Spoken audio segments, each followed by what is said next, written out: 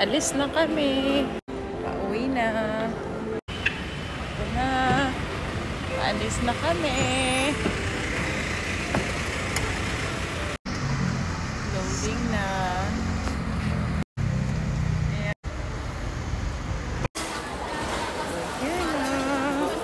Because your outfit looked really cool.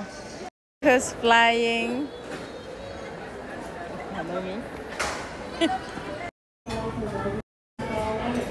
Check. Oh, yeah, pansit. Yeah, you don't have to hold it. What do you mean?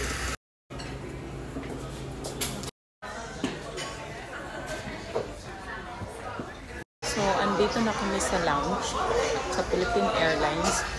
At gusto ko lang i-share ang grabe talagang kakurapan ng Pilipinas, no? Dahil meron akong isang anak na dual citizen, hindi niya kailangang magbayad ng travel fee. Dahil kami ng anak ko ay Filipino citizen, may travel fee kami. So dahil Filipino ako, bumalik ako sa bansa ko, gumastos ako dito, magbabayad pa ako palabas. Pero kung foreigner ka, wala. Diba? Dapat yung foreigner ang may bayad. At yung Filipino na bumalik lang naman sa bansa niya, gumastos pa, siya palugod ang may bayad. Ano? Grabe ang kakurapan talaga. Lord, ang mga buaya.